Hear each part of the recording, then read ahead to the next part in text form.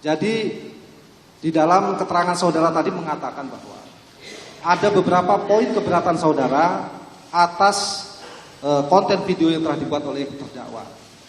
Yaitu antara lain di situ perkataan. Pertama, jadi Luhut bisa dibilang bermain-main di dalam pertambangan yang terjadi di Papua pada saat ini. Itu satu poin.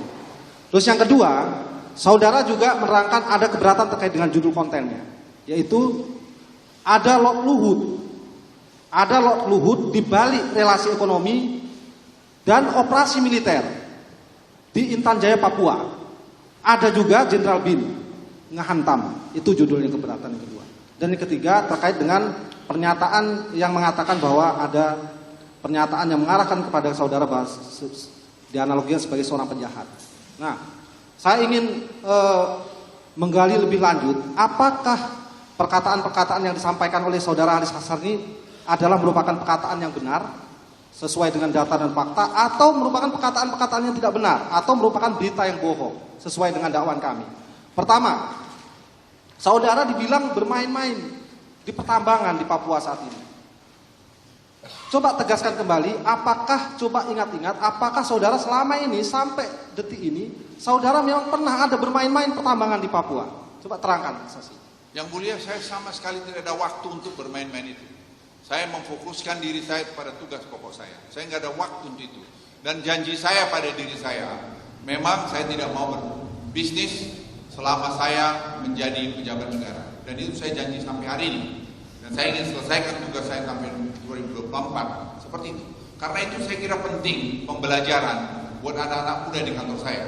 Sehingga kredibilitas yang kita bangun itu saya kira dinikmati banyak orang di Republik ini maupun di luar negeri terhadap Indonesia hari ini.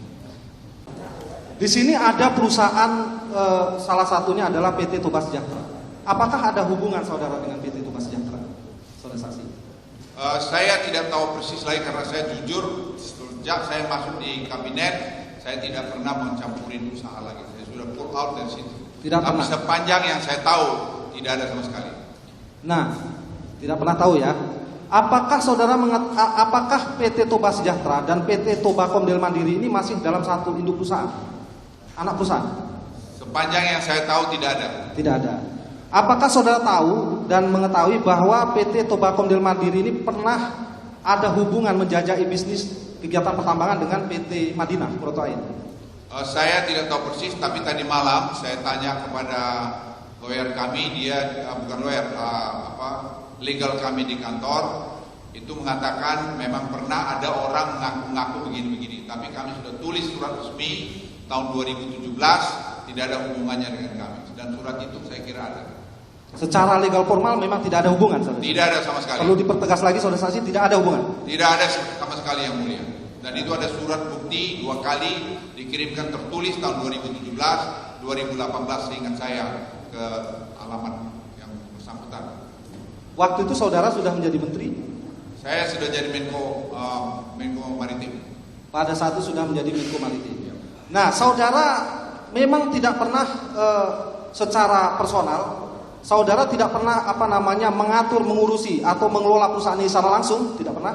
Saya tidak pernah, karena itu janji saya. Seperti saya tadi laporkan yang mulia, saya coba untuk setia kepada janji saya. Baik. Sekarang terkait dengan keberatan-keberatan yang lain, yaitu menghubungkan antara relasi ekonomi dengan operasi militer. Nah, ini operasi militer ini. Coba pertegas lagi, saksi. Apakah operasi-operasi militer yang ada di Papua itu, ya kan, yang terjadi di Papua saat ini, mulai dari operasi Nemangkawi dan lain-lain sebagaimana disebutkan dalam kajian cepat, itu adalah merupakan bagian daripada kepentingan ekonomi dan pertambangan saudara saksi. Jelaskan. Yang mulia, tuduhan itu sebenarnya sangat menyakitkan lagi. Bagaimana saya bisa mencampuri operasi militer di Papua? Apa garis komandonya? Kalau saya dulu Menko Polhukam, saya memang memberikan mencampuri masalah Kosovo. Tapi tidak pernah selama saya jadi Menko Marves itu untuk mengurus itu lagi. Tidak ada. Jadi kalau ada tuduhan-tuduhan atau pikiran seperti itu yang mulia, itu saya kira yang dicari-cari. Baik. Di sini ada juga terkait dengan fakta bahwa ada kepentingan untuk membuka akses jalan ke lokasi tambang.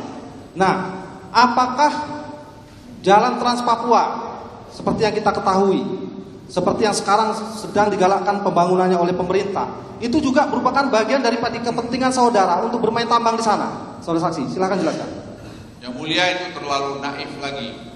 Itu program Presiden Joko Widodo memang membuat Trans Papua itu. Jadi tidak ada hubungannya sama sekali dengan itu. Tidak ada hubungan ya, saudara saksi ya.